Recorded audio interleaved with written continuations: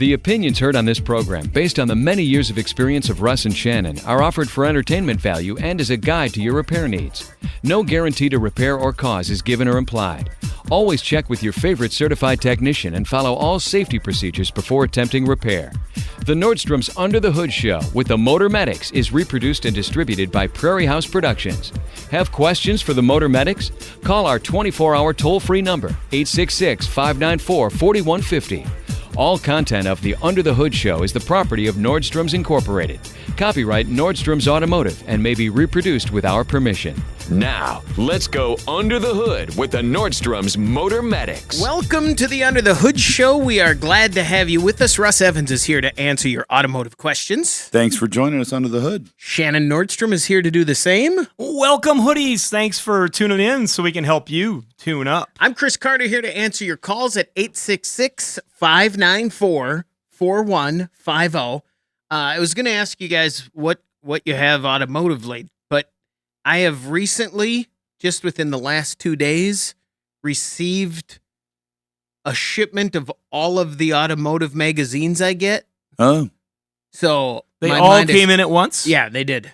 Over 2 days. So now my mind is just awash with stuff. So we're just gonna skip it. And what a change that is, because it used to be those came every month, and now at least are they both that way? They're quarterly? Yeah, they're 2 months, I think. Every think 2 there's months? 6 issues a year, and then same with Road and Track, which is they send out so more much. of a premiere issue, which I still like hanging on to it and flipping the pages and something about glossy print photos. We do.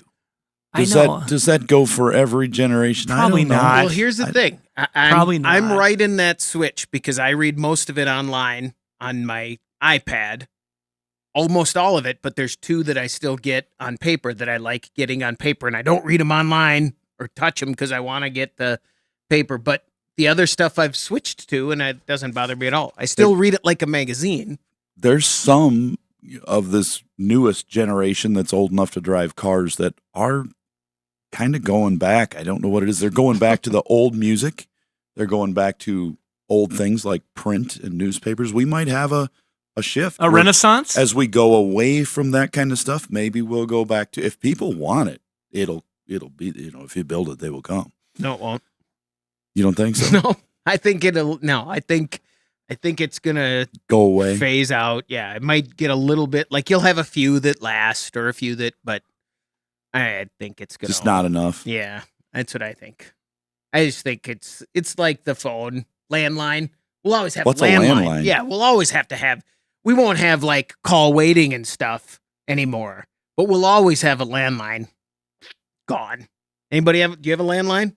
No, I got rid of it Landline? 2 years ago. Do you have a landline? Doug has a landline. It's part of our package with Alliance Communications, and no matter how I slice it up with what I got going on at my house, I might as well have a landline too. Got the old dependable there yet, and it only gets robocalls, it seems like. Right. 866-594-4150. That's the number to reach us here at the Under the Hood Show. Let's talk to Joseph. You're on the Under the Hood Show. Joseph, what can we do for you? Good morning. I have a 1996 Dodge Intrepid 4-door sedan. I bought it new in September 1995. It's got a 3.3-liter V6 engine in it. I got about 145,700 miles on it. Okay. My issue is when I accelerate up to highway speed, between that 40, 45, 50, 55, there's like a slight hesitation or jerking feeling I get when I get up to highway speed at 65. It kind of feels like when the tires spin on ice, there's a momentary bit of traction or that jerking feeling. This is only between that 40 to 55 to 60 miles an hour. And it does not do this when I decelerate during those speeds, only when I accelerate. I'll just wait to listen for your answer or what you come up with. Thanks very much for the call. I get that feeling. That's a good description of it, too. That Not bad. Little bit of a... No one's ever used that description yet. They call it like a trailer hitching thing when the trailer's behind you, but I like that it slips and then It's the same as if you have the lane keeping and it moves you just a little bit as you're turning there. It's also the first time we've had a drivability call on a 96 Intrepid in a long time. Pretty long while. The old LH cars from Chrysler. That used to be a very popular car. The LHS, the Intrepid, the Eagle Vision, all three of those. I'm glad you pulled out Eagle Vision because that was. I don't know where that came from because usually I forget one of the three, but that vehicle Chrysler Concorde was huge on the show. I bet we took at least 300 calls for those over the years that they were really popular. But now there's still a few around. There are a lot more of those down south than there are here. The bodies fell apart here. The strut towers would rust out and things. But down south, that 3.3 engine can go 300,000 to 400,000 miles if it's well taken care of. Sometimes they do, and sometimes they were swapped out. So you'll still see some of those vehicles running around. Well, here you go. Joseph's got one. If you're listening, we're in South Dakota. If you're listening up here and you've never driven down south, you should go take a trip down there because the cars are different. It's a different experience driving. And if in you're the down south listening, as many are, come up here and look at our cars. Yeah. The ones that don't exist anymore. Right, Yeah. right. So this Intrepid, I think you might have just a simple ignition miss. This car still has spark plug wires on it and a single coil. And if the wires start to break down, they will arc to ground, causing this and cause other coils to With fire. the 3.3, if it was a 3.5, that wouldn't be the case. Right. So they will arc to ground and do that, and the coils can wear out too. So it might just need a simple tune-up, which on this car would be the one coil and the 6 spark plug wires and a set of spark plugs, and you may fix your whole problem. I would suspect that. Now it can be diagnosed. If you want to get, some people say, well, just diagnose it, figure it out. Well, you could, or you could just tune it up if it hasn't been done in decades. It could be a very long time since that's been done, but otherwise you can look at it with a lab scope scanner and see if one of the cylinders is missing. But that's the most likely scenario on this car. Usually the transmissions on those slip, not jerk like that. And it feels like the very first question I ever asked on this show before I even started on it was about my Windstar that did this exact thing. We thought it was transmission, and it was a coil. It Ignition. was a miss, yeah. You still had the old numbered Motorcraft spark plug After wires. like 10 years, it was I remember that call. Yeah. I said, well, Chris, you probably have an ignition miss. Let's open your hood after the show, and we did, and they were numbered. And that's what it was. I think we actually went out there on the break real quick and took a peek at that. It's in the parking lot. And it was, you were close to the building there. Mm-hmm. I remember that. I remember that day. It was breezy. Hey, I'm just going to say something also for Joseph here. In that car, and I remember this happened quite a bit, where people would lose the belt and and then they'd kill the water pump doesn't turn. They would kill that motor. It was fairly common, if I remember right, on those, because the 3.5s have a chain drive and the 3.3s had a belt drive, and that was fairly common. So if that belt hasn't been changed on there for a bit, I would put that on, because especially with the age of the car, I would definitely have that on the list. 866-594-4150. We're going to take a quick break. When we come back, we want to hear from you on the Under the Hood Show.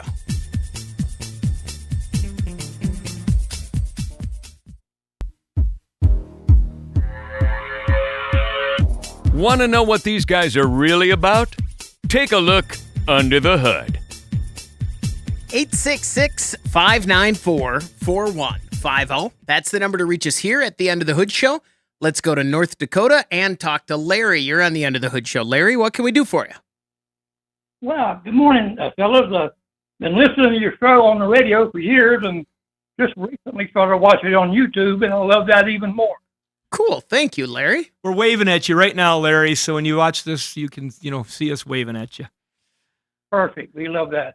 Hey, I do have an F-150 07, 5.4 liter 3-valve, and I used to just love this truck, and since I got YouTube, though, and I found out it's the worst engine in the world. But it's been perfect. It's only got 27,000 miles on it, I think, and it's been taken real good care of as far as not being hot rodded. I'm the only driver in Bismarck to get honked at by little old ladies for not going fast enough. But it's been a good truck, and I love it. my questions are, is there any lubricant I can add to the oil? I just had it changed. So maybe it'll make them cam followers last a little longer before they give up. And the other question was, what makes the cam phasers phase? What makes them do the thing they do? And can me keeping my foot off the floor on the gas pedal to prevent them from ever doing that? You can't prevent that from happening unless you put in a lockout kit, which locks those phasers, keeps them from moving. They need oil pressure to operate. When you start the vehicle, they move. Otherwise, they're stuck to one position. So they either need to be working properly, or you need to put a lockout kit in them to permanently lock them out. And then there's a plug-in into the data port under the dash where you scan your vehicle with your scanner, and it reprograms the system to lock that out. And depending on where you go to put that full kit in, you're going to spend somewhere between $1,000 and $2,000 to get it done. I thought it'd be more than that. No, that's just to do the lockout part. But if you do it before there's a big failure and any damage, a lot of times you can push one of those engines to 300,000-400,000 miles. Which for him would be about 70 years. I'm just going to say that. I'm going to read the room here a little bit and say, you bought this truck brand new, you said? Yes, sir. And you've only put I'm the only person that's ever driven and you've it, only yeah. put 28,000 miles on it? It's probably going to be fine. Yes, sir. And how often do you change your oil? Once a year. And sometimes that's only 300 miles, 400 miles. Something's been working. Whatever you're doing, whether it's the driving or something's keeping it working good. And even if you've only got 30,000, yeah, you're going to be a while. I'm thinking another. Spend that money on 15 coffee. I'm sorry. Don't just keep up on your oil changes. You've only got 28,000 miles at the rate you're putting on miles. Yeah. If you're Yeah, going to own that truck the rest of your life. Well, most of these made it till at least 70,000 miles before that occurred. So yeah, and they were double the and time. they were usually not driven as babyish as yours is. I mean, you're getting honked at by little old ladies in Bismarck. Let's be real about this. I think that if you keep up your oil change routine and make sure, is it stored in climate control, or is it in a cold garage, hot garage, both up and down? It's an attached garage that never gets below 30. Okay, so you're not getting the huge temperature swings to build up a bunch of moisture in the engine. You're going to get some in our part of the world for sure, Sure. if it's not air conditioned And and heated. we don't even use it in the wintertime unless the weather's real bad and we need four-wheel drive. Typically, Another thing is that go ahead. the battery is original and it's still working fine. change We it. got maintainers on it every time we're not using the maintainers on it, but the Well- batteries are still working. I don't understand that either. It's awesome that it's working, but I'd change it. It's 20 years old. That's It's- amazing. Change it. You're living on borrowed time with that one. Yeah. Now a maintainer, just to prove to Yes. people, a maintainer can make a battery last a very long time. If it's that sulfation inside the battery in a standard lead acid battery, which a lot of cars still have, that is caused mainly, it's very much accelerated when the battery is run low. It's run through a lot of hard charge cycles. It discharges, recharges. It's like a corrosion on a car, and you can prevent a lot of that with a maintainer. So if you know it's going to be sitting, or if there's going to be any time where it might go down, it's a good idea. Plus, heat breaks down batteries under the hood. You're not running it as long. You don't have the heat under there. So Yeah, exactly. overall, I think you're good. But just to prevent that thing at 20 years old, if you go into a store and shut it off, if you're worried that it might not start when you come out, you might get that. At the very least, get yourself one of those portable jump packs and keep it with you. And they have a little app on your phone, so it'll remind you when to charge that jump pack, which is about every 3 to 6 months usually, just so you know it's good. For me, if I drove it that little, I might just say, you know what, I want to see how long this battery Make will it a go. contest. Because maybe it goes to that's 30 right. years, and you're like, I've got the original battery in here, but I've got the jump pack That's just to right. give me peace of mind. Well, that's what I like to tell people, and they always say, "Oh, you're lying." Well, I'm not either. Go look at the see, date I'm on it. 83. It's got a date on it. I'm 83 Date. years old. I'm 83 years old, and I'm trying to outlast the truck, and I think I'm going to. I think you're going to too. And then those phasers are ran off oil pressure. And as long as you're maintaining good oil pressure and with that low of miles and the oil changes that you have and the use that you have, I think you're going to be just fine. I'm glad you're paying attention. Anything in the oil? That was the first question. Yeah. Should he put anything in the oil? No, just oil. It's Just- working it's good. synthetic. I been think you're synthetic. pretty good. Just stick with what you're doing. Okay. It's working. Larry, thanks very much for the call. Golly, let us know if it goes bad from here. Like just calling. Now, my fear would be just calling and asking about it will jinx him. It's like the announcer's curse. Exactly. Never missed a field goal. Never whole missed season. a field goal. Thanks, Gary. 866-594-4150. Let's go to Georgia and talk to Bob. You're on the End of the Hood Show. Bob, what can we do for you? Hey, good morning. I need a wheel for a 2007 Accord V6. It has a bent wheel on it. And question, could I have this rim straightened? Is your Accord the style that has a steel rim and a hubcap, or is it a cast alloy wheel?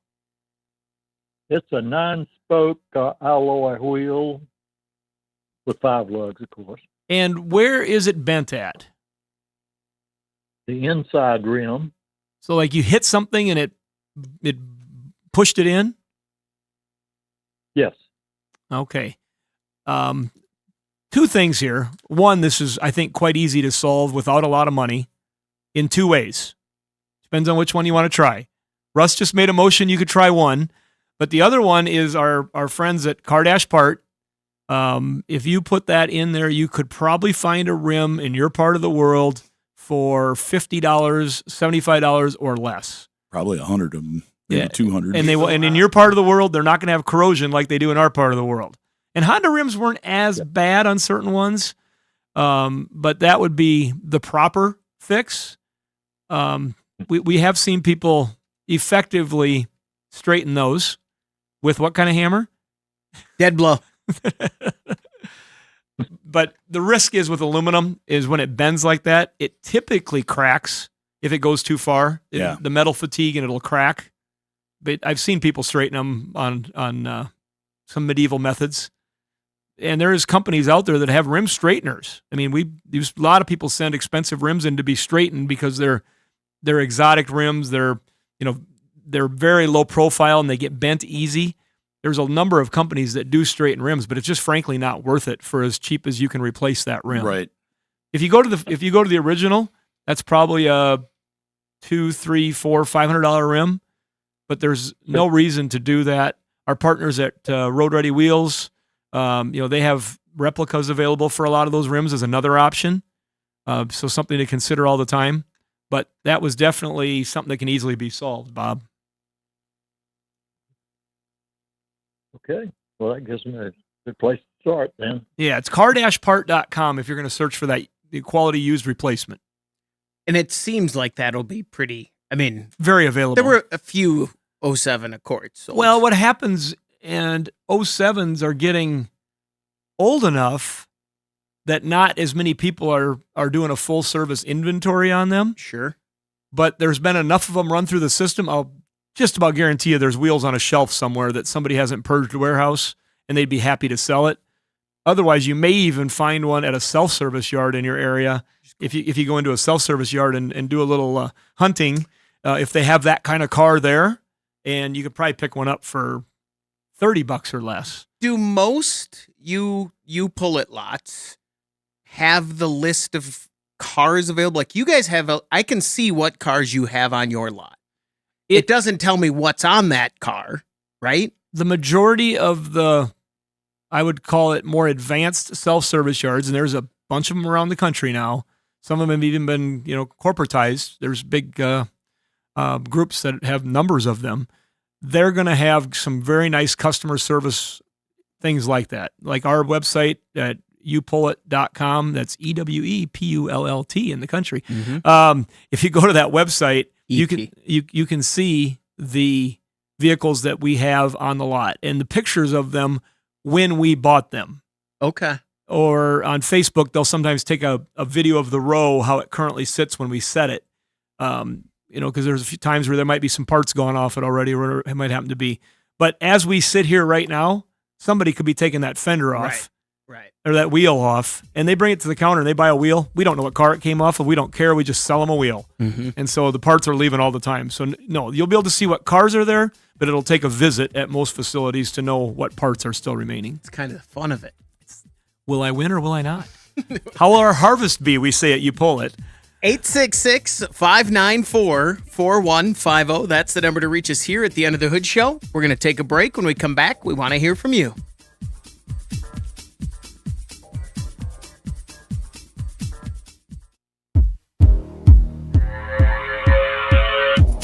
Look, up in the sky. Is it a bird? Is it a plane? No. And who cares? We're down here, driving cars. This is Under the Hood. 866-594-4150. Don't forget, if you miss an episode of the Under the Hood Show, you can listen wherever you get your podcasts, and you can watch the show on our YouTube channel. If you subscribe there and join the Hoodie Fan Club at underthehoodshow.com, you could win a hoodie. Like Ginger Logan, congratulations from our friends over at BerkeleyOneClassics.com. They're celebrating over 50 years of collector car coverage. Nice. It is pretty cool. Was that Intrepid a classic? Nope. Right? No? No. Mm-mm. Did they make a TSI version of the Eagle Vision? Yeah. Yeah. Yeah, because they had a TSI version of about everything. You know what I looked at? That would be more of a, yeah. Maybe? Yeah. Do you know it is a No. Berkeley Classic? No, by the You know way. what is a Berkeley Classic that I looked at the other day? Now they keep coming up on my feed? What's that? A Conquest TSI. Oh, yeah. An 87 Conquest TSI. And they are officially going up in value very fast. Really? Yeah. Okay. That was. I'll have to look that do you know one what that up. looks like, I Chris? Does can't that think hit of you? it, no. It Yeah. is a pretty cool car. Yeah. They were the. It's cool now, or it was cool? No, Oh, no, it's, it was cool then. Yeah, it's Okay. still cool. All right. The problem was if you beat them What? really hard, they were fast. And if They you were drove quick. them, if you drove them hard, Right. you could overdrive the car and get it to perform very well, but it didn't make it very long. If it was No. under warranty, you could Oh, yeah. burn it up in a weekend. They had a hot 2.6 turbo engine in them, Mitsubishi 2.6, and they had The a good- Laser had that too, that same engine. Yeah. But you could drive them hard enough that from one end of the 80 to the other, you could open the hood and the turbo would glow red. You could get it so hot. So I've done that. they didn't have quite enough fuel, and if you upped the fuel in them, you could chip them and things like that. Then you would burn the head gaskets out of them, so they weren't. But if you just drove it, you could really enjoy it. It was a nice car. It was very affordable for those days. You could purchase one of those. If your parents were going to get you a graduation car, one of those was cheaper than a new Z28, and a lot of the people wanted that. A lot of the girls They would were end up cheaper? with- They were cheaper, yeah. But And I that's what it remember- kind of looks like. It's got the body shape of a It was a two-door Camaro. of two-door fun car, Yeah. and Yeah. you know, Oh, it was hot- a wedge. It was a wedge car, yeah, hatchback.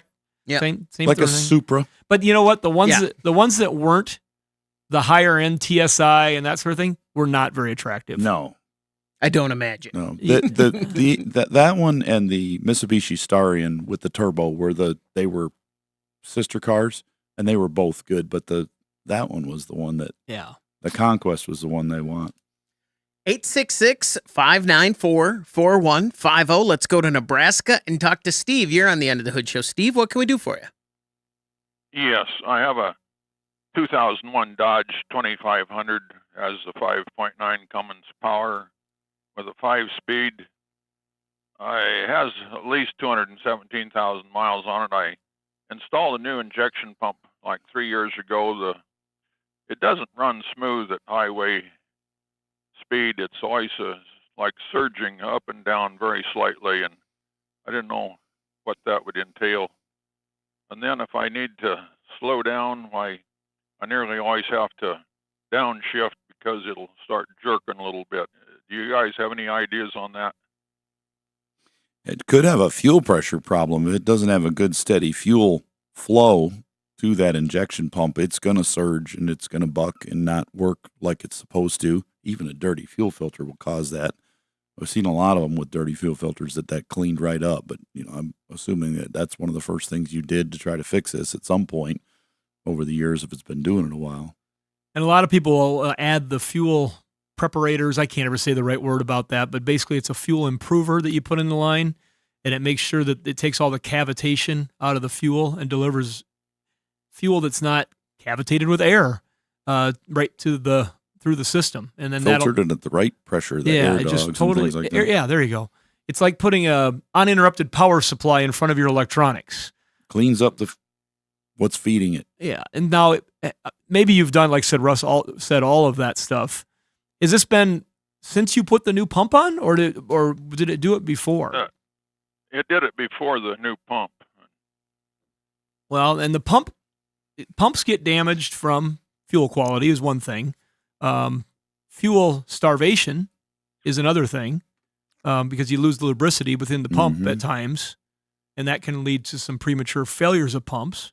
200,000 is a lot of miles, but for that motor, the pumps typically aren't going out on that model. Injectors, though, will open too early.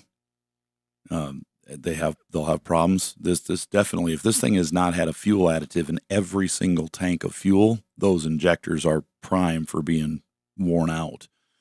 And the only way to check them is you've got to remove them from the vehicle and have them checked on a bench to make sure they open at the proper pressure and that they have the proper flow. A diesel shop can do that for you once they're removed. We had one so bad the other day, it had dirt in it, and we took those injectors out and they flow tested every one of them, and 5 of the 6 they couldn't even run on the machine. They were so dumping so much fuel, and the 6th one they could run on the machine, but it was like at 80% overflowing. Those were horrible. The engine wouldn't even run, but that's what happens to them. The pintles wear out, the springs don't hold, so that poppet just dumps fuel, and then you can get that surge as the pump's as it pumps, it's got each stroke of that thing for 6 of them sends pressure out, and then as it backs off, it compensates on the next one, and it can get all wonky if they're not good injectors. If we put a pump on, we put injectors on with it. Steve, what else have you done or thought about doing, or just kind of been realizing this isn't quite right and living with it since it started doing it? I did nothing. I mean, I do add the fuel additive nearly every time, but yeah, that's something that's just good. It's good practice because the fuel supplies are just not what they used to be, and you need that lubricity in there to help with that fuel for sure. They're not. Why? Why are they not what they used to be, or is that just old man talk? Because they took the sulfur out of it. Emissions. Okay. But so it's all of it. Not. I thought you meant like it's spotty, like it's not consistent. But that's not what you mean. It is consistent that they removed all the lubrication. It's consistently not what it used to be. Right, to try to clean up the air. I know a friend of mine from Volun Oil. He's in the fuel business, and he'll tell me that there are definitely different grades of fuel. They pull in some premium product that costs more money from different refineries or different, I'll call them manufacturers for lack of a better term, than others. And so you're always going to get different amounts of wax buildup in them, different blends between number 1 and number 2, different. The supply is going to be different at different places. So you want to do what you can do to get the consistency of the fuel, which is the additives. Like I said, the guys that have a lot of diesel pulling, they don't all do it, but there's a number of people that put the fuel preparers on there. Is it crazy to you that was 20 years ago? It's crazy, isn't it? Because I was here, which blows my mind that when that all went down, I was doing this show. 07. Yeah. 06, 07. When they made that determination. And that Cash for Clunkers was almost 20 years ago. I mean, isn't that weird? That one just got me. Yeah. That was 08. And I look at that. Yeah, I look at that fender down above my office every day, and I guess the date doesn't strike me, but we have hanging in our lobby the last Cash for Clunker that we crushed. We have the fender off of it. That was in this building, though, that we did that, right? It wasn't? No, it was in the old building. Yeah. Yeah, no, that was, well, it had to, because we we had literally lost the vehicle. It had gotten set in behind some other trucks. And I don't know if my dad or our lift operator, Troy, said, he goes, "Hey, what's that vehicle? Let's check the number on that. Is that one of those clunkers?" Oh, shoot, we missed one. and then I said, I go, "Hey, let's pull the fender off." And I had all the employees sign it that were there at the time that I could find. And we hung it on the wall because we went through 1,800 of those almost. I don't remember the exact number. That was sad. Of different Dumbest vehicles. thing ever. Yeah, there were some really nice cars. Steve, does that help you out? Did you get, are you pointed in the right direction? Yes, I'll just have the fuel pressure checked and do some more thinking about it. There's a few other control items on there that could cause that. I think in your area, there has to be some diesel specialists that have worked on a lot of those Cummins. Sure. I know in our market, there's 2 or 3 that everybody kind of knows is a good go-to place. They're everywhere. And in our part of the world, you find out and just ask around and say, okay, who's the best one to work on my Cummins? And you'll get a list of at least 3, if not 5. Steve, thanks very much for the call. Good luck. 866-594-4150. Let's go to North Dakota and talk to Brian. You're on the End of the Hood Show. Brian, what can we do for you?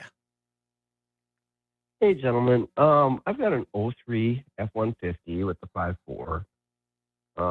I had a bad starter, so I replaced the starter in the process. The battery cables, because the truck came from northeast Minnesota, rusted just about as much as the truck, so I replaced the battery cables. Second starter went in, and the replacement starter that I put in the first time after I replaced the battery cables, it worked maybe 3 or 4 times and then didn't work. I got it from a junkyard, so it was no big deal. I did order a new starter now from Rock Auto, put it in, and it went belly up. So I'm not sure if it's the starter or if there's something else that I'm missing in my starter circuit that's frying these starters. Do you know it's bad? Have you removed it and tested it on the bench? The replacement one? Not yet, no. I would do that. No. Or tested at least. Okay. Because you might have, if you had one cable that was that bad, you might have the starter exciter wire that's bad. Or when you got 3 cables, you got a negative going to the block, you got the big hot wire, and you got the small one. You might have something going on there because I don't think anything's frying the starter. Unless you have low voltage and it's hard to crank, then it'll wear it out. Yeah, if you start going with low voltage, you'll burn it up. But if that's not the case, Okay. if it was working and then it just quit, that's more than likely you got some power issues. You may have to replace both the cable. Wouldn't be a bad idea if it's got that much corrosion in the cables. If you found it in one, replace the negative cable from the battery to the block, make sure it's clean and solid, and then replace that positive cable as well from the battery to the starter itself. They sell them as an assembly. Well, I replaced both the positive and the negative cable. Negative cable, then that leaves you with the exciter wire. Auto. Yeah, that leaves you with that one exciter wire. So you can check that for voltage. You should have, with it connected to the starter and back probed, you should have battery voltage at that exciter wire when you turn the key to start, when it's in park or neutral. So if you go from the battery negative to there, make sure you have battery voltage. If you do, and those other 2 cables are brand new and the battery's good, then likely the starter's out. But my guess is that you're not going to have power at that exciter wire. We replace a lot of those pigtails on the end, that exciter wire on the end, because they just they corrode through and don't make a good connection. Sometimes we put them all together and we think everything's good, and then it doesn't start on the test drive. We've got to remove it and replace it. Go ahead. How is it when you're on a test drive and you leave the shop a couple miles away and it dies? No, it's so what we do is we start it in the shop. That's Okay. the beginning of the test drive, is when we start the engine for the first time. We start it, we run it till it's warm. But we check for oil there leaks. has to be times where you take a car that you think you've fixed, you go out and you've stranded yourself. Yeah, I've only had to be rescued maybe twice in 30 years. And none of them because were airlifts. I was able to get the car restarted again. So I bet that's happened 20 times or maybe Right. 30 or 40. Yeah. But I was able to get it restarted and get myself back somehow. But the couple times was when I drove it and I said, I wonder if I shut this off and restart it, if it's going to cure whatever's going on. I just wanted to check that. Or I wanted to shut it off, wait 30 seconds, restart it to try to start a different drive cycle. And I shut it off and then the car was dead. And I was like, what just happened? Why? And then I hear, it had a bad battery or whatever in it. But we run it. We get it warm. We look for leaks. We check for pending codes. Then we drive it around about a 13-mile loop. We shut it off, let it cool down. We check for pending codes and leaks again, and then we drive it one more time. So every car's usually got 26 miles on it before it leaves on 2 drive cycles. So when somebody picks one up, you can have just a weird coincidence. They pick it up, and as soon as they pick it up, something's wrong with it, or they make it to the gas station across the street and something's wrong. Like, well, didn't you drive it? We drove it 2 times over 26 miles. And they're like, well, I was just thinking that could be my job doing the test drive, but I wouldn't. They'd be like, "Oh, how did the front strut sound?" I'd be like, "I don't know. I was listening to music too loud." So it wouldn't be. I wouldn't be a good. You'd be a bad test driver. Hey, Brian. Make sure the radio's off. In our world, I'm selling parts all day long, and when you have 3 items that don't work, something's going on because you got your original equipment Ford starter that plausible completely with that age and road corrosion and stuff in our part of the world that starter could be junk. You grab another starter and you did use the J word, and I'll let you down lightly on that. Jump start? He didn't say jump start. He said JUNKYARD. Junk start. Yeah. And so, but typically, like at our operation, if we're selling somebody a starter, it's coming off a vehicle that we've already Started. test, ran, all these things. So it can be bad. Sometimes the setting, they just don't work again. But that's very unusual. And then you get a brand new one from Rock Auto, whether it's the Chinese one that they had or if it's some other one. If it was a Motorcraft, the likelihood of that being bad also is, those 3 things in a row are very, very high. When we used to have a bench tester for starters, and customers would bring back starters and we would test them. And I don't want to get hyperbole, but over 50% of the time, I'd say closer to 75% of the time, when we bench tested it, the starter worked just fine. How about the ignition modules when we test those, and probably 95% of them were good. Yeah, and it's something in the car. So then you could look at the customer and say, you know what, you're going to have to dig a little deeper. We'll take the refund. That's fine. We found out, though, that the exchanges and refunds were so low, we didn't invest in the tester anymore. Oh, interesting. Yeah. Math didn't make sense for the time. Brian, thanks very much for the call. Good luck. 866-594-4150. We're going to take a break. When we come back, we want to hear from you on the Under the Hood Show.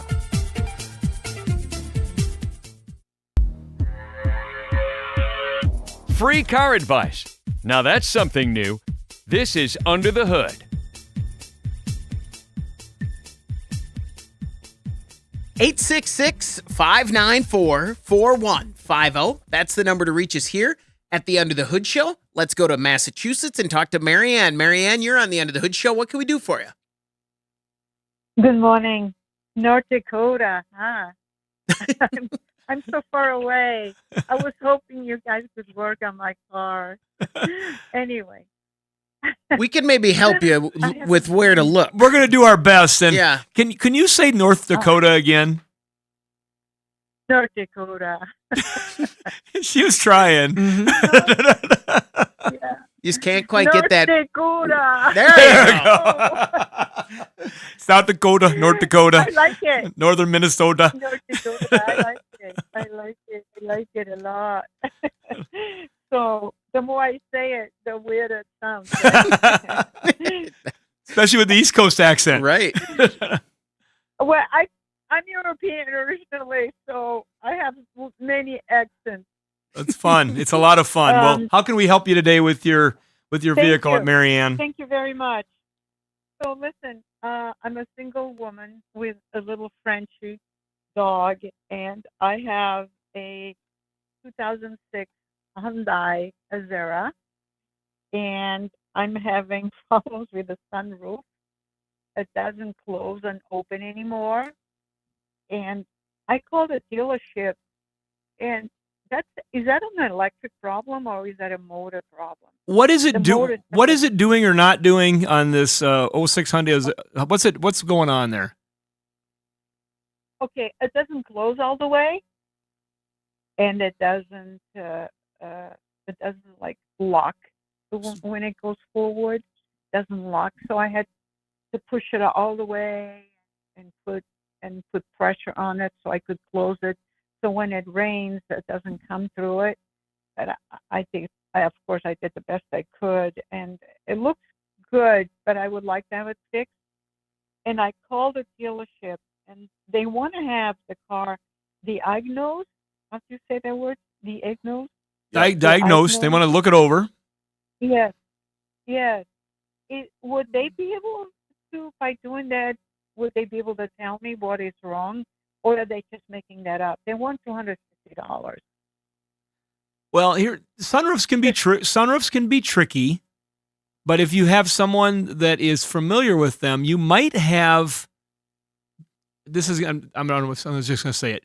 You might have a good success rate going to a collision shop instead of a mechanic shop, because the problem could be physical in the sunroof. If it engages power and will move back and forth, is that true? Yes, but it doesn't close all the way. Okay, so that that seal. It kind of goes up at the end. Goes, Yeah, because it drops down and slides back, and then when it gets to the front, it usually comes back up again into the hole. Is that what you mean, Marianne? yes, exactly. Okay, so oh my God, you have a Ouija board? No, I don't. Absolutely do not. But oh my God! if you How can you tell that? if you have power where you can move the glass back and forth, typically that means the electrical system is intact. Some vehicles have like a second stage or a second motor, but not this one. That is a mechanical operation that as that window slides back, the tracks have a little eccentric that drops it down.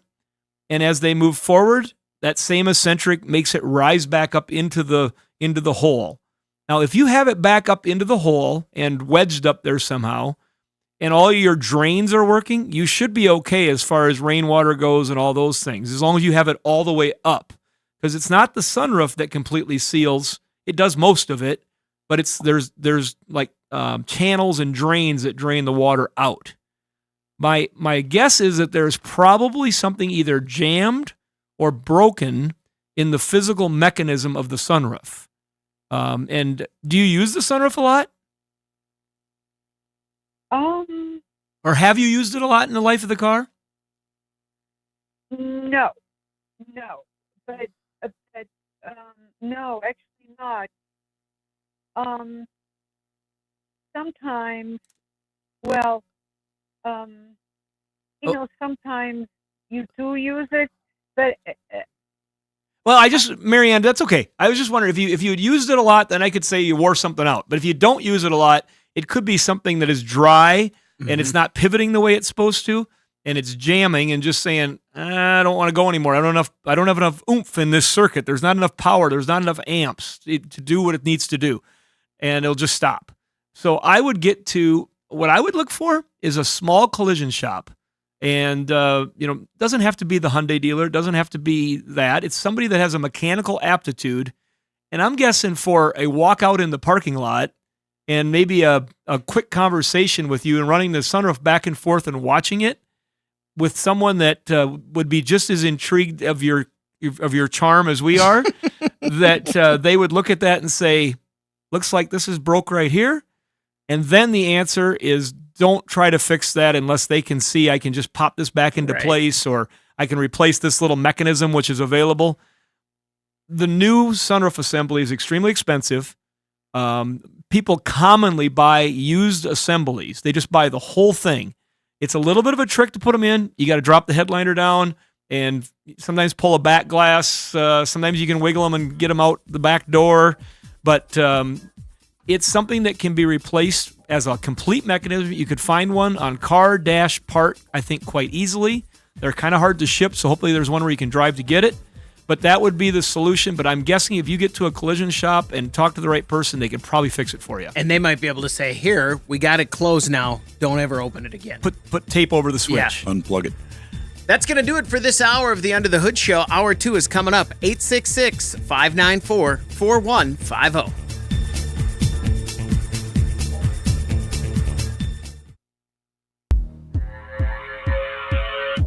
You're listening to the Nordstrom's Under the Hood Show with the Motor Medics, Shannon Nordstrom and Russ the Super Tech Evans. Shannon is an ASE engine and parts specialist, and Russ is an ASE Master Certified Technician with extensive factory drivability training. The Under the Hood Show is heard weekly on this and other great radio stations. With Russ Evans, this is Shannon Nordstrom, thanking you for tuning in to the Nordstrom's Under the Hood Show. Have a great day, and remember, PTLA. The opinions heard on this program, based on the many years of experience of Russ and Shannon, are offered for entertainment value and as a guide to your repair needs. No guarantee to repair or cause is given or implied. Always check with your favorite certified technician and follow all safety procedures before attempting repair. The Nordstrom's Under the Hood Show with the Motor Medics is reproduced and distributed by Prairie House Productions. Have questions for the Motor Medics? Call our 24-hour toll-free number, 866-594-4150. All content of the Under the Hood Show is the property of Nordstrom's Incorporated. Copyright Nordstrom's Automotive and may be reproduced with our permission. Now, let's go under the hood with the Nordstrom's Motor Medics. Welcome to the Under the Hood Show. We are glad to have you with us. Russ Evans is here to answer your automotive questions. Thanks for joining us under the hood. So is Shannon Nordstrom. Welcome, hoodies. Thanks for tuning in so we can help you tune up. I'm Chris Carter here to answer your calls at 866-594-4150. And a reminder to join the Hoodie Fan Club at underthehoodshow.com because we give away stuff to our hoodies unbidden. We just sometimes give them away. We're gonna, I was wondering what word's going to come out of there. I couldn't quite get there. We're going to do that again. The CI failed there for a That's second. right, just a little bit. We're going to do that again. We're going to do it. How Chris about Intelligence. a Die-Hard 73-piece roadside toolkit to help you go. out? There if we things go. break down, includes all sorts of stuff you may need for emergencies on the road, courtesy of our friends at Advance Auto Parts. So go join the Hoodie Fan Club at underthehoodshow.com. Even if you don't win this, you might just poof. Yeah, get they got a lot of 73 Die-Hard tools pieces. there at Advance. There's some really good stuff, so check it out. 866-594-4150. Let's talk to Eli. You're on the Under the Hood Show. Eli, what can we do for you? Good morning. I have can you hear me? Yep, you bet. Okay, I have a 2019 GMC pickup with a 6.2 engine and a 10-speed transmission. When I get it up to 60, it starts vibrating, and I changed all the joints in the shaft. All is good. And I took it to a mechanic I've known for 30, 40 years about, and he changed the transmission oil, and it quit vibrating. I think he thought it's torque converter. Have you ever run into that? 215,000 miles. Yes. Did he change the? Did he change the the entire oil, transmission or the fluid? Just the fluid. Yeah. So you were feeling what he thought was some torque converter shudder, or when they had this problem with the 6 speeds and others, they called it rumble stripping. It felt like you were driving over rumble strips at certain RPM ranges. And there is a fluid treatment, if they don't think it's too burned up yet, that many times will help. I didn't realize that was as common on the 10 speeds as it was on the 8 speeds. But well, he's familiar with it. He says they have a problem with that. 19, 20, and 21 all had the problem with it. They can have the problem. Very uncommon compared to the other years. But you've got 212,000 miles on there. I think that's not so bad. I mean, you don't want to have to buy a $5,000 transmission replacement or whatever it might happen to be. So that fluid flush, and he probably used. You were correct on that. A certain additive. I didn't have to have him answer that question. I knew that answer. If that's effective, that can buy you a lot of time. And in some cases, on those, like the truck I had before, it never caused a problem after that. and it was the factory fluids that they used in assembly did not, in that previous generation, the factory fluids they used as assembly lube, and then the lubricant that they put in the transmissions, they didn't jive, and then it ended up causing some problems in the torque converter. But in your case, he's just trying to massage that torque converter a little bit with the fluid flush and the additives.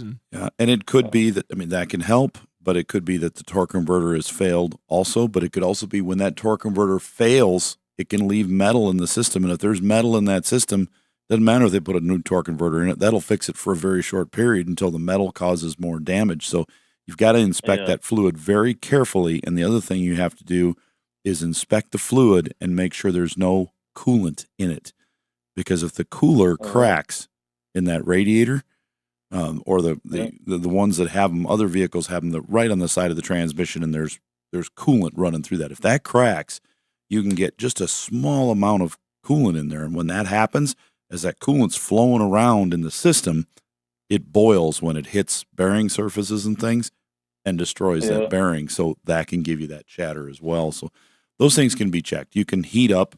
You can take just a few drops of the oil removed from it and burn it on a hot plate. And if it sizzles, it's got water in it and coolant. If it doesn't sizzle, if it smokes, it's oil. But if it sizzles, it's coolant. So you got to check those things really Chris, close. has Russ ever recommended the sizzle test on fluids? Have we ever had the sizzle test recommended? I don't think so. I think that we just witnessed and listened to a first. The sizzle smoke test. Shizzle my snizzle. The smizzle test. Eli, does that get you pointed in the right direction? I think so, but this transmission, certain when they don't have a dipstick, I can't figure out why they don't. You have to take it out and measure it back in. That's what he tells me. No, it's easy to check. You have to have it at a certain temperature. You don't want it too hot, too cool. But when you get it to the right temperature, you pull out a plug on the side of the transmission while it's running, and it will. If it drips out very slowly, just drip, drip, it's full. If it pours out, you got too much. If it doesn't come out at all, you need to add some. Pretty easy to check. You can watch this whole description on YouTube. Yeah, hold on a second. I'm gonna discount you for a second there, Russ. I'm just gonna talk to Eli and Shannon. That's the stupidest thing ever. And what I mean is, Eli's right.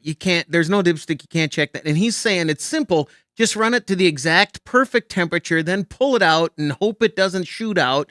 But if it drips, it's fine. That's dumb. They got rid of that dipstick because of problems with fluid boiling out of transmissions on high pressure, high heat problems and starting the vehicles on fire.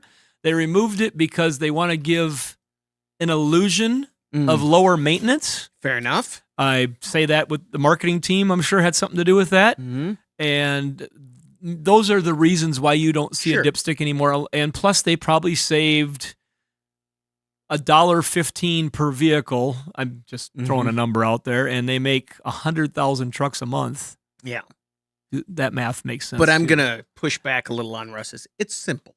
That's not simple. Checking a dipstick is simple.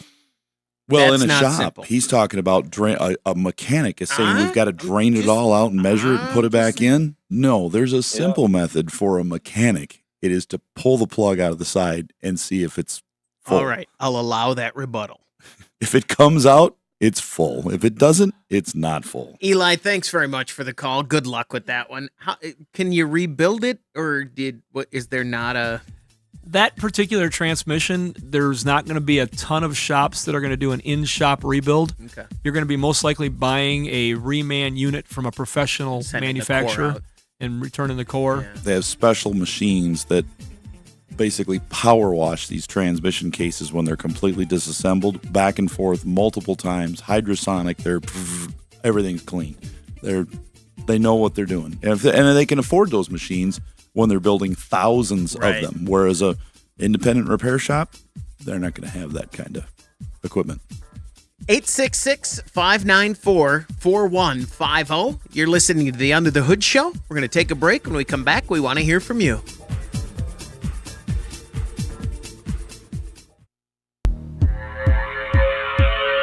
If it needs more than duct tape, you need Under the Hood.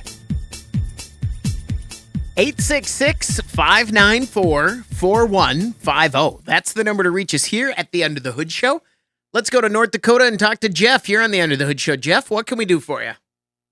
Hey guys, appreciate you taking this. I got a 2003 F-150. I had the crossover on the coolant system crack, and I used the coolant conditioner you guys always talk about, and it worked wonderful. Doesn't leak anymore, doesn't flood out cylinder 1 and 2. But now when I leave for work in the morning, I can get to the exact mile marker every morning, and the temperature spikes up all the way to the top. The head coolant light comes on, and I drive a mile down the road. It all goes back down to normal. After work, I leave work. It doesn't do any of that. Any other time, it doesn't do it. Just on my way to work in the morning at the same mile marker.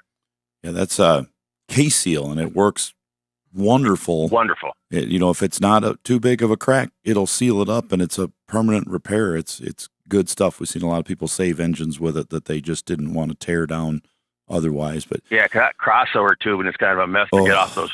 Yeah, we've done a number of them when we put reman engines in and things that are pain. But it might be that it just still has air in that block, and it's super hard to get out of those. We vacuum them down with a special tool that pulls all the air out of it with it using compressed air.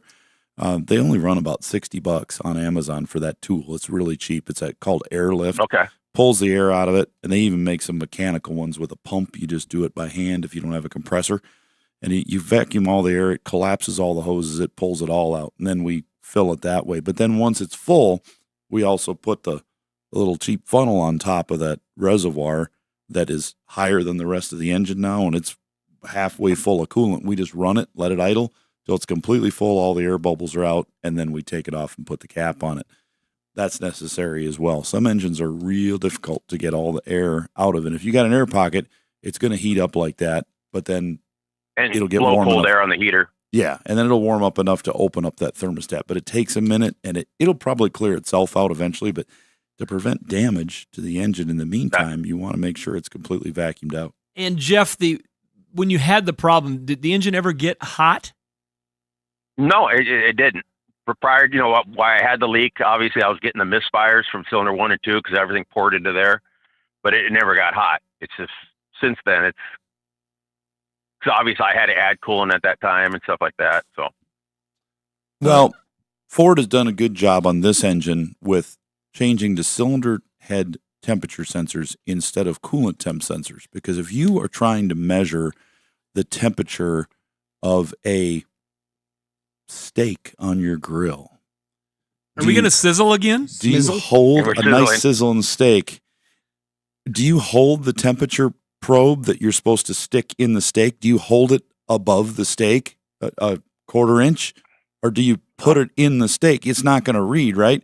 A temperature sensor in any engine that's a coolant temp sensor has to be touching coolant to read. If the engine is low on coolant by even a half gallon and it's not flowing over that sensor, what's going to happen? It's going to say, oh, normal or even cold, when that engine might be 300 degrees and boiling.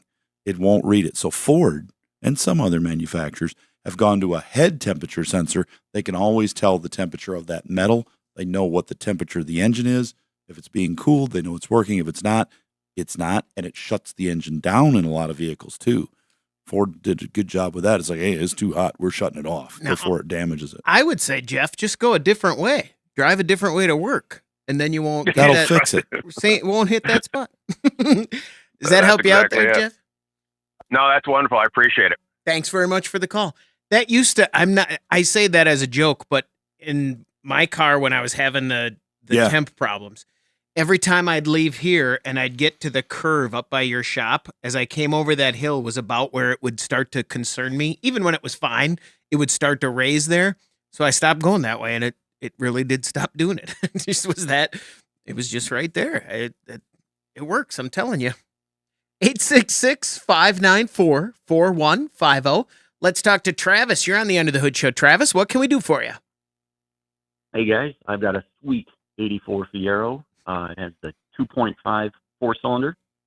Coming home from work, interstate speed, so it was high RPM, and it was just like you turned the key off. ignition just cut out completely.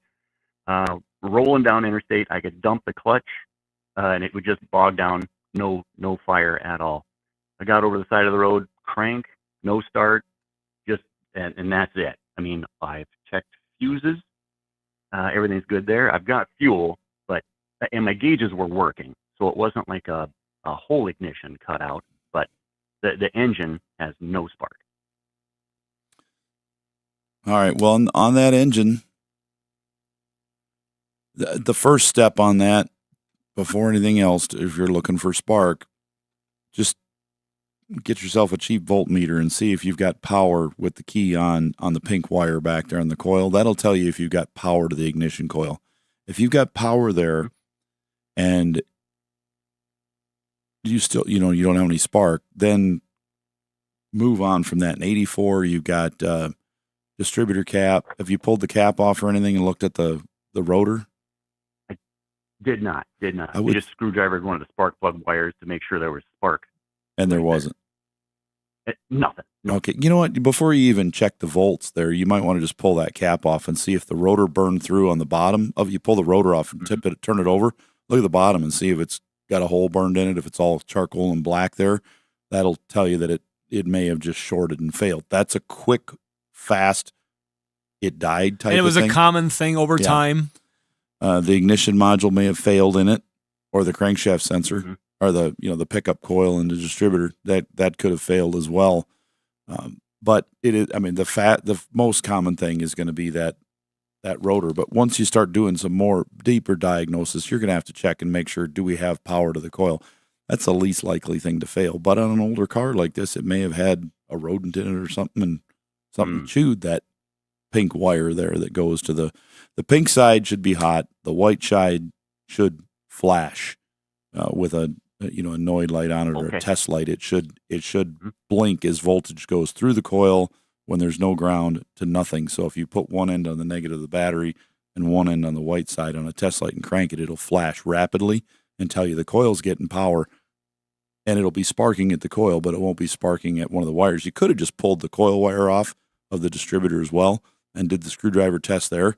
If it sparks there, but it doesn't spark going down to the plug, then you've got a cap and rotor issue going on. And an important thing to know about cap and rotors, buy them together as a pair. Our partner Standard sells a Blue Streak line, which is a really nice line that we use in our shop. I don't mix and match distributors, caps, and rotors. I won't buy a standard Blue Streak cap and get an AC Delco rotor. I want to make sure they're manufactured together to work as the pair. Most of the time, they'll work just fine, but if you put them together, they're engineered to work that way and last a very long time. They know they'll work best when you buy them, and it's always best to replace those things as a pair. So, we'd suggest that Standard line. Get them together, cap and rotor.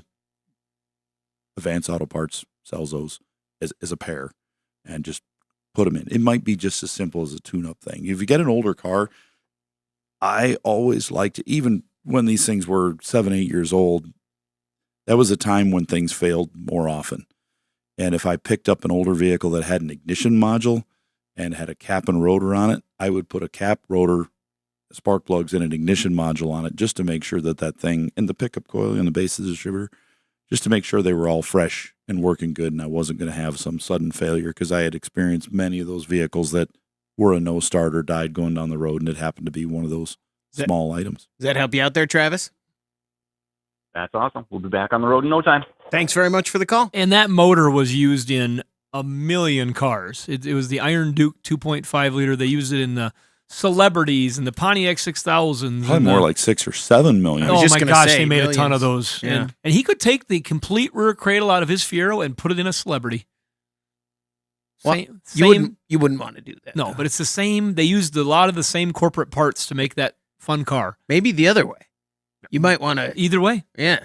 866-594-4150. Let's go to California and talk to Ryan. You're on the Under the Hood Show. Ryan, what can we do for you? Hi. So I have a 1993 Dodge Dakota, and nothing. It's a restoration project that I decided to take on, and I ended up noticing that the dashboard doesn't work except for the speedometer. That's ran by the old-fashioned cables. So a few things that I've tried, and I'm specifically focusing on the fuel gauge right now. It's just sitting on E, even though when the tank is full. So the things that I've done so far is I tested the fuse was good, tested the relay. I heard the relay click over, and I heard the gas pump, kick on. And so I replaced the dashboard entirely, and I'm still getting the same results. So I ended up replacing the fuel pump, which had seen better days. I was going to replace it anyway, which wasn't a big deal. And then, so I kind of ran out of options except for tracing wires. So what I did is I traced down all the grounds, cleaned them all up, still nothing. But I found a bit of corrosion from a wire harness leading out of my relay box under the hood.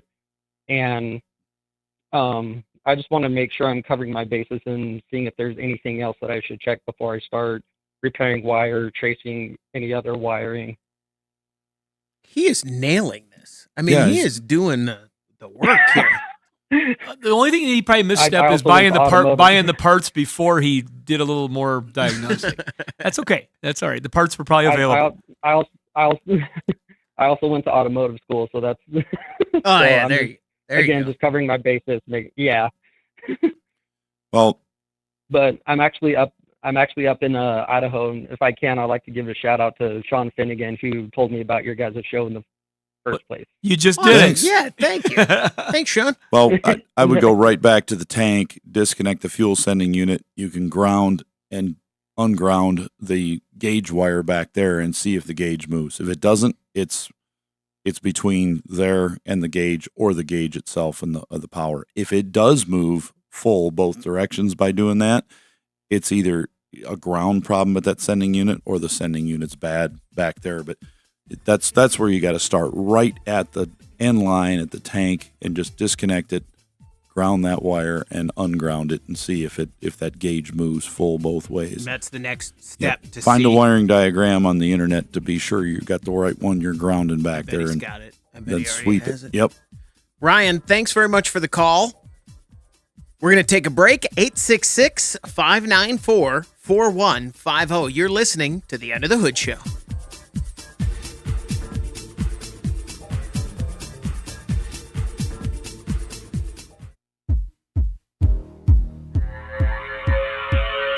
When all else fails, get a bigger dead blow hammer. 866-594-4150. That's the number to reach us here at the Under the Hood Show. Don't forget, if you miss an episode, you can find it wherever you get your podcasts. And if you join the Hoodie fan club at underthehoodshow.com, you could just win a random prize that we're giving away, like the Die Hard Toolkit from Advance Auto Parts. Oh, yeah.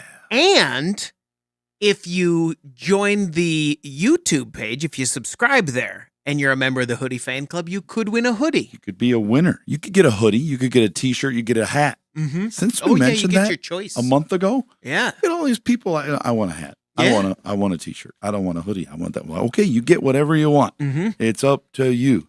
And this week, this hour, this segment right here, this is Keith Howard. Congratulations to our friends over at BerkeleyOneClassics.com, celebrating over 50 years of collector car coverage. And you want to mention what else you can do with a hoodie, hat, or T-shirt? Turn it around backwards and use it to eat popcorn. Put the popcorn in it. No, you can buy one. Oh, right? You can buy. You can buy one. You actually want to sell something? Yeah, that's. I was trying to. Yeah, you can go to our website Underthehoodshow.com, and you can buy a hoodie, because your odds of winning one, while okay, they're pretty good, but not as sure as buying one. Well, right? There's so many people. Yeah, there are a lot. So you could wait for 15 years to win one, and you could have one in a week. Yep. What's your choice? I would go do that for $30, mm-hmm. whatever, $25, $40, depending on your size. Let's go buy one. You should, and they're great. They are very high quality. They are. 866-594-4150. Let's talk to Len. You're on the Under the Hood Show. Len, what can we do for you? Yeah, say my ex who lives in Austin, Texas, has a 2011 Honda CRV with about 140,000 miles on it. He's had it for 10 years. We've had a lot of problems with the air conditioning. We replaced the compressor and something else here. And here about a year ago, they found a leak in the return line, fixed that. And here, less than a year later, it's blowing hot air again. I'm wondering if there's a problem with the air conditioning in that particular car, or Len, I got a question I just can't get out of my head. Do all of your exes live in Texas? I knew you were going to say that. yes, they do. And she married an oil man. Oh boy, he that's runs a Jiffy Lube.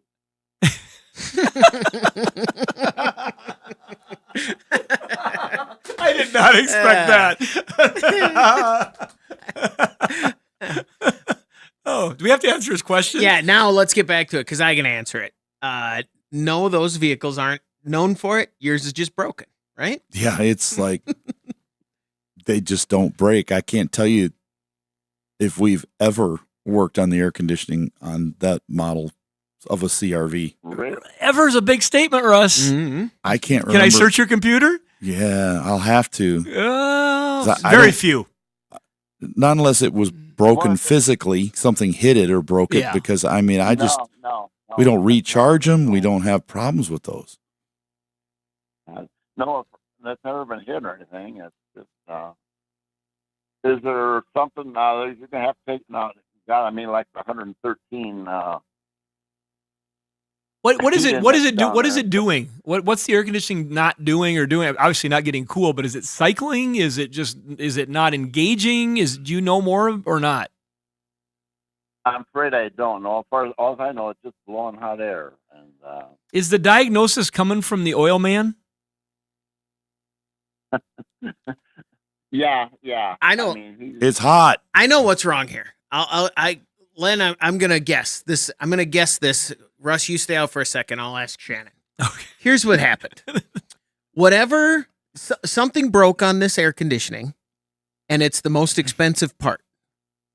And they looked at what it could be, and the first thing was, well, try recharging it. And that worked for a little bit.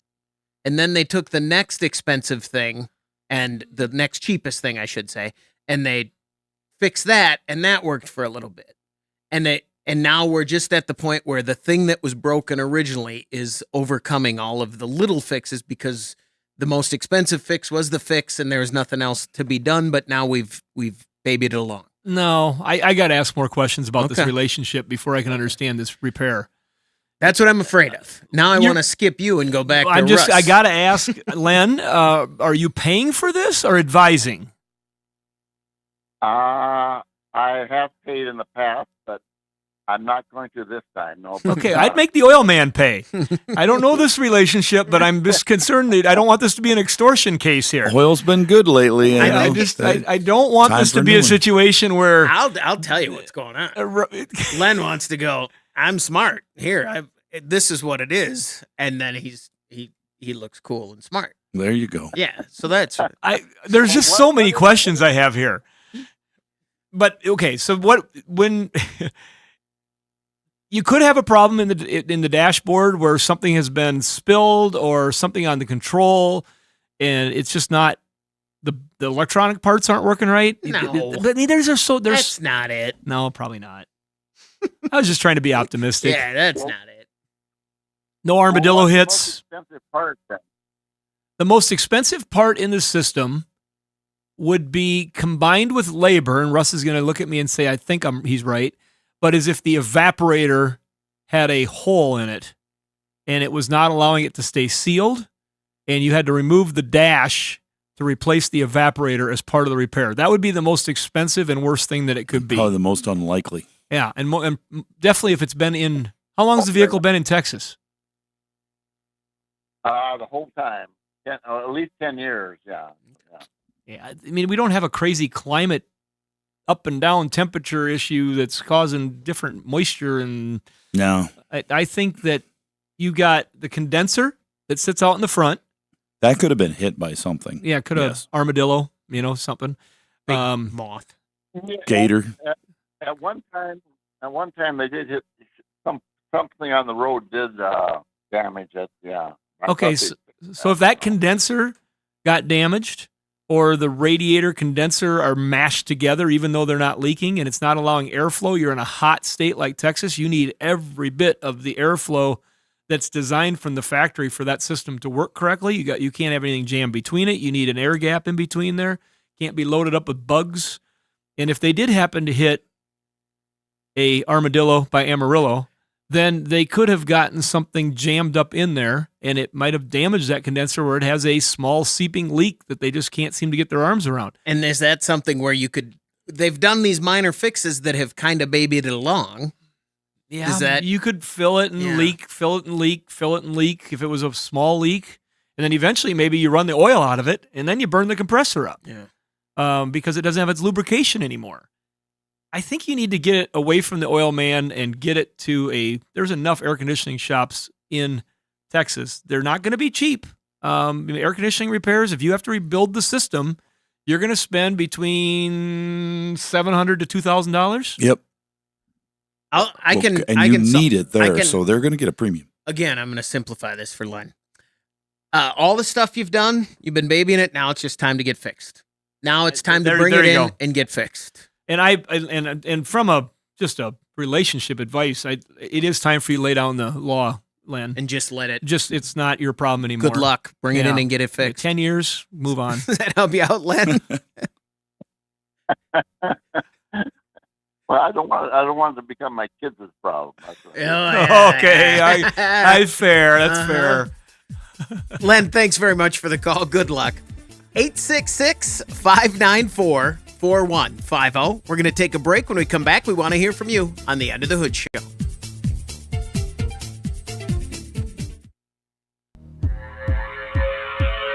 YouTube certified mechanic. Yeah, that's not quite what they mean by certified mechanic. This is Under the Hood.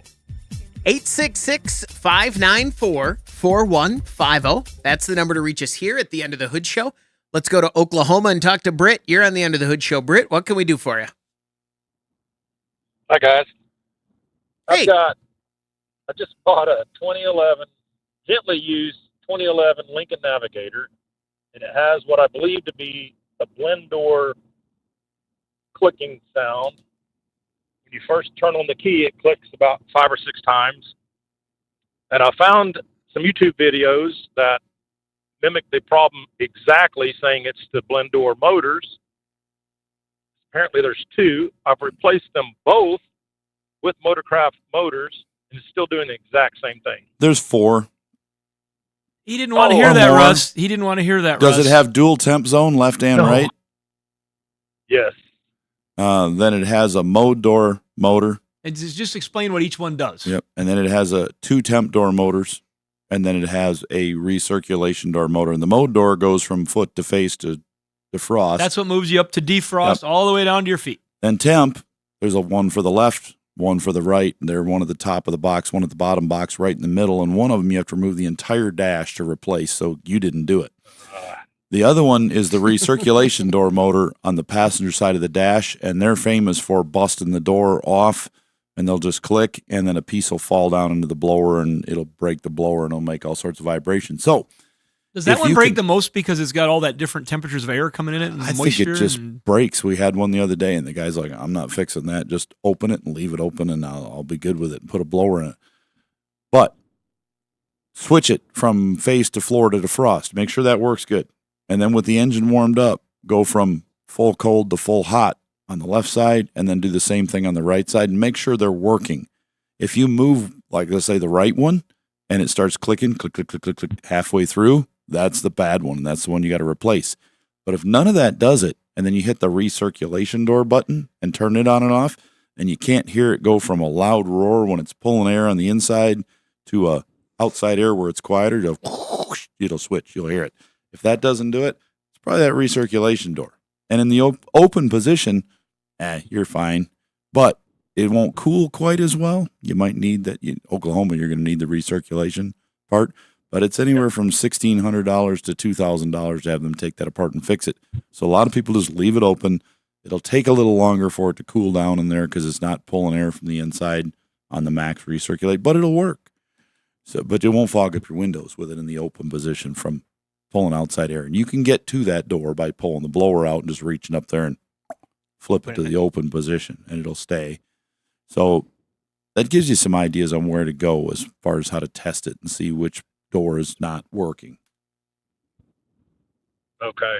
Well, I replaced the one by the foot feed and the one behind the radio. So that explains why when I unplug both of them, it still does it. The one behind the radio, I think that's the right side temp door motor, and the one by the foot feed is the mode door to switch from top to bottom. But the one underneath, you got to pull the console out and the seats and get on to see it, and then you'll see it. But then to fix it, you need to raise it up. Sometimes you can, if you take the seats out, take the console out, pull all that back, and then cut the carpet out, because you can't see the carpet right there anyways, where it's right under it. You can cut about a 4-inch chunk of carpet out so you can get underneath it, and you can get most of the screws out of it so you can pull this thing off. You put the new one back in. I think it's got 3 screws. If you put the 2 on the ends in to hold it, that's what YouTube's going to show you. They'll do that to hold the ends, and then it works. Somebody will have a video, recirc door hack. Yeah, so they'll do that. We don't suggest that because when you do it that way, if it does move, it'll break the door, and then you got to pull the whole dash anyways. There's ways to save a couple hours, but when you're looking at a job that's 8-9 hours, saving a couple hours really isn't worth having it come back and then having to do the same thing over again, and you're spending more to do it twice. Okay. It cools good. It does take a little bit. It does feel like it takes a little bit, but it's good enough. Yep, that's those noises and the cost associated with them certainly changes your ability to ignore it. That is for sure. Brett, thanks very much for the call. Good luck. 866-594-4150. Let's talk to Richard in Iowa. Richard, you're on the End of the Hood Show. What can we do for you? Hi. I just bought a 2016 Dodge Ram 1500 Bighorn Edition. I absolutely love it. It's smooth. It's just wonderful. But I've been watching some YouTube videos, and I understand about YouTube videos. But there's a guy that claims he's been fixing Dodge Rams for 20 years, and I get the feeling that this thing is a little touchy. I do plan on replacing all of the fluids shortly, but things like he talks about the transmission, how difficult it is to replace it, and you got to jack the back up to make it level, and it just seems like this vehicle is really delicate. Is that the case? No. Hold on one second here. Hold on, Russ. One of my favorite things in the world, Shannon, is to watch Russ or anyone who's a mechanic in the business. I've been around for a few of these conversations. Whenever anyone says, there's a guy on YouTube that says, I love to watch their face. To see the reaction. Right. Yeah. Yeah. And there's other reactions you see when we have someone call us that tells something that they say is a hard truth. Mm-hmm. And we know that that's not true. Right. When somebody's really convinced them that this is the truth, then you kind of are like, oh, they don't know. Yeah. I've had some people come into the shop, at least 4 or 5 of them, and they come in and say, oh, no, that's not it, because I watched it on YouTube, and this is how to repair it. And I just look them in the face, and I'm like, I'm busy. Well, then fix it yourself. Well, no, I want you to do it. You obviously have looked it up, and you know exactly what it is, so go ahead and do it yourself, because that job you think that takes 15 the nerve has now been exposed. Does not take It was not 15 just minutes. a face anymore. It's been brought to the surface. So please go out there and show me how you do that in 15 minutes. Let's help Richard. Yeah. Sorry. I wanted you out. Now, myself, I will go there and I will look up things, because if it doesn't if I don't believe how they fixed it, I can at least see how it comes apart. Mm-hmm. So I know what they broke when they took it apart. So I go, oh, I see what not to do. And it's also, very helpful. In the YouTube guy's defense, if you're talking about all the 16 Rams and you're condensing, and you're talking about it as an aggregate, it's like the Ford F-150s. How they do all have, as a group, there are some issues, but that doesn't mean that your truck has that issue. Right. So there are things, when you're changing the transmission fluid on it, it's not the easiest thing to do in the world. And no, you don't have to jack it up and do it this. They know how things have to be done. The factory says, okay, we know what angle this sits at. When you're checking the fluid, you don't have to jack. It doesn't say jack the back up in 6 inches before you check. It knows those things, but you're fine. You could take that into any shop and say, let's change the transmission fluid. The first time you change it, we would suggest go to Advanced Auto Parts, pick yourself up a Dorman pan, the transmission fluid pan, that has a replaceable filter, because the factory one is not replaceable. You got to replace the whole pan to change the filter. And when you do that, it doesn't have a drain plug. So if you get the Dorman pan, the next time you do it, it's got a drain plug and it has a filter. So a lot of people like to just pull the plug, drain the fluid, fill it back up. Makes it so much simpler. That is one of the problems with this truck. You got to take the exhaust down. You got to, it's a pain, and you burn yourself when you're trying to check it. It's no fun. GM's the same way. They put the check spot, and the same way with the checking it, and the Fords, they put the dipstick. It's just a cap, and they give you a dipstick. It's 2 inches long, but it's on the passenger side above the exhaust pipe. Check it when it's hot. It says, well, great. How am I going to get the cap off of it? It's going to burn my fingers. I'm wearing those welder's gloves to do it. So there's a few things, but overall, this is a great truck. We have a lot of them come through our shop. Occasionally we'll put an engine or a transmission in one, but it's occasionally.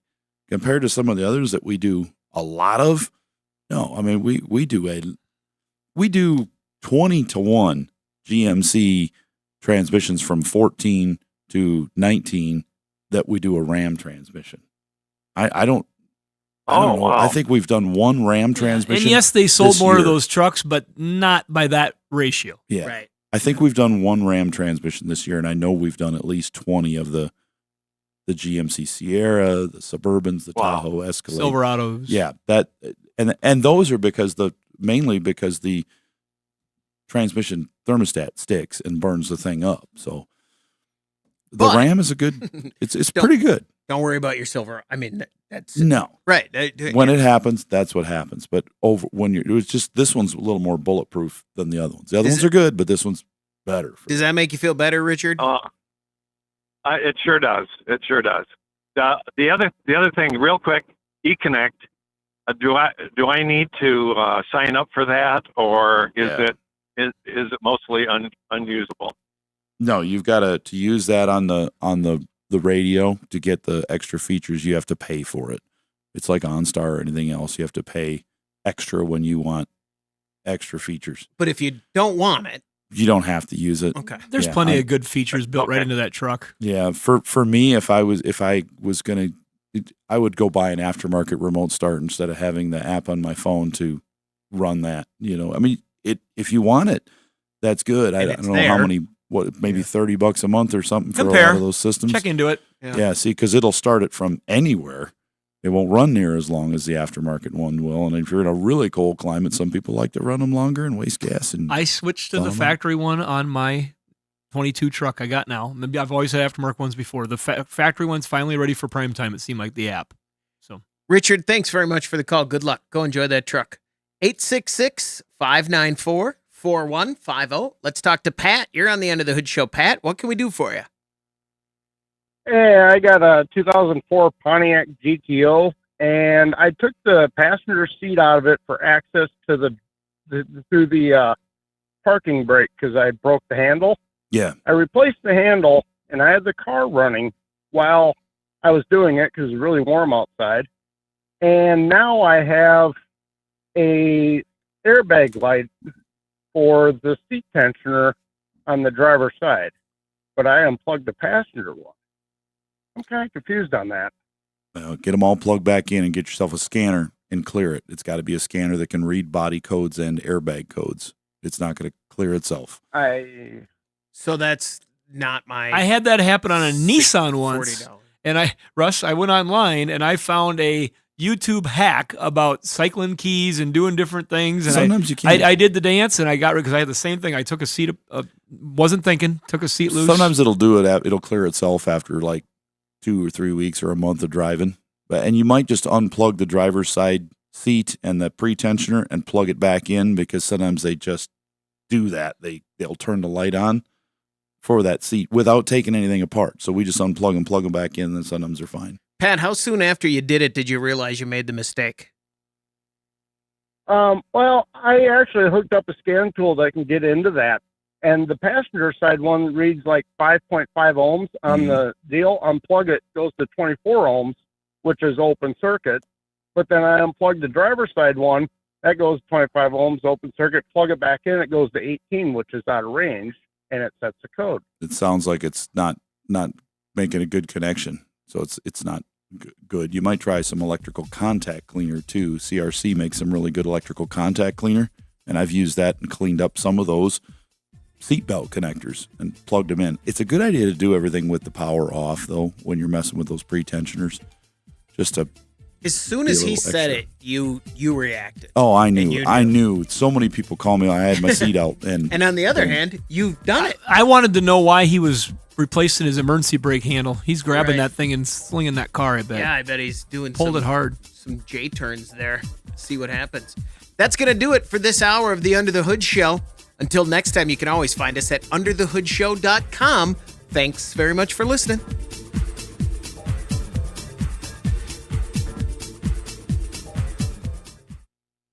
All right, and there's no after show, I don't think, this week, and there's going to be no after the after show this week. Yeah, I do this right. We had our guests last time that were here, and we had a nice little chat with people from Florida, Oklahoma, and Texas.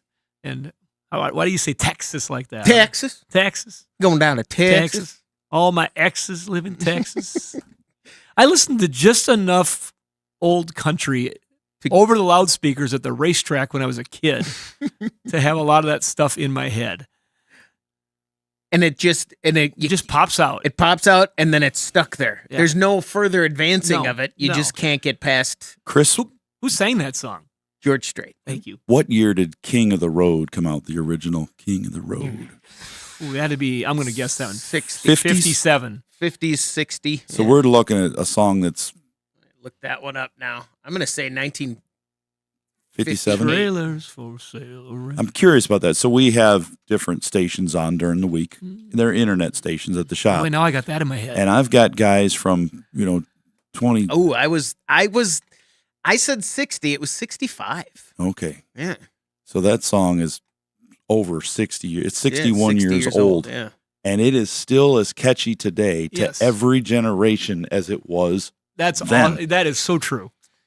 Because I got a guy that's in his 20s. He's like, it was on. I know that song. How do you know that song? Oh, I've always known that song. Fallout. It was on one of the big video games. I think it might have been Fallout. It is on the Fallout movie series on Netflix. Never played the game, but I watched the series on TV and I've heard a lot about the game. It's different. I've heard a lot about a lot of video games, never without playing them. It's very the show is one of those what you'd see remember the nuclear family 60s thing where everything was the modern era they experimented with for a while, where houses looked really futuristic and modern, and even the coffee makers and everything were like crazy way in the That's what that Fallout series, everything was very modern, even though it was old. Like the car would have some fancy I'm going to ask a question here that could be interesting. Maybe. Russ. Chris. Yeah. I'm asking myself the same question. I was thinking of the answer before I asked this. What was the last video game in your home that you played with any consistency? Rush 2049. And what is that? It was on Dreamcast. I still have it. It's a racing game. A Sega Dreamcast. Yeah, it's a racing game. How old would that have been? I think they still have it. I think it's still available for new stuff, but it came out and then with more. No, but when was it when you were last playing it? 2010, I think Okay. it was. All right. Chris? Mine was Toy Story 2 or one of the Toy Story games on the PS2. What year would that have been? 2005, 2006. Okay, and I'm thinking mine might have been like NASCAR Heat, when we had the steering wheel controls. We use them quite a bit. Oh, yeah. Or maybe, then I got to jump back to like a Sega John Madden Mine was football, one of the early ones. NHL 94 was a big one we're going after I got married. And then my son and I used to play an ATV game when he was a little guy. But now, when ATV Unleashed? Yes. Yes. So, okay, Never heard of it. but we're talking about 2005, 6, all of us.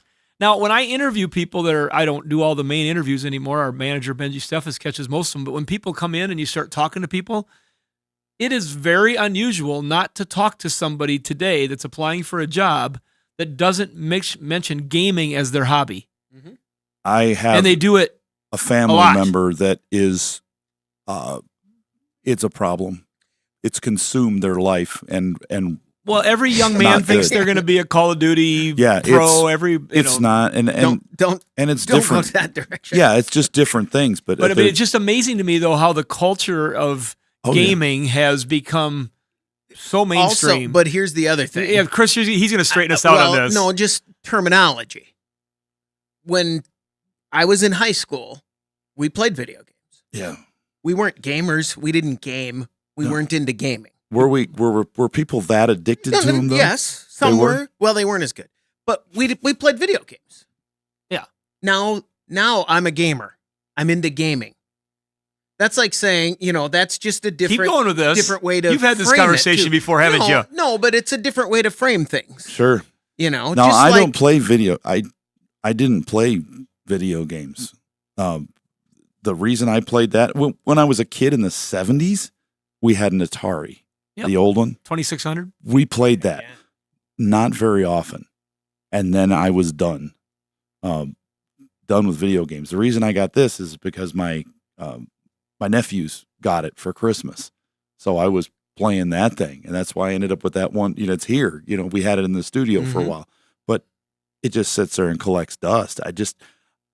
I was one of the people that just never. I was like, I take it or leave it. I'm like, okay, I'll sit down and play one game with you. I'm bored of it. When they were playing with it, I'd go do something else after I played one game because I just didn't like it. Some people really love it. Some people are like, oh, you like cars? I hate cars. You like boats? I hate boats. Whatever. It's like whatever you want to do. Yeah, just there was an era though where we played games. We played video games, and then it quit. And it just I talked to so many more people now. They're in their 40s, 50s, and they're gaming. They're in communities, and they're better. I mean, they're better. The games and are so much more.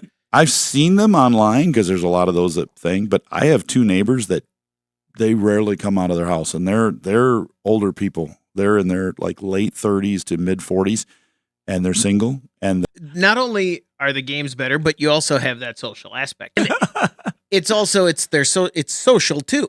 So it's not like it's also where when we were kids, the games didn't last as long. And you all had to go to one room to do it. And we traded off, so there were 8 guys playing. Well, that was 5 hours of each trying to get in a game of it, especially if someone was good and they got we had Pong. Like holding Boom, the pool boom, table. boom, boom. If you're good, you got to hang in there. But now, I mean, like I can remember, I've said this I can remember this vividly on the show. We've talked about it. When my son got his license, when he passed his driver's license test, he couldn't wait to go home and get online and tell his friends that he passed the test. And then they were making plans for that night. But that was how he wasn't going to drive to their house. He was going to jump on their game and then tell them that later they would go out. They talk to each other.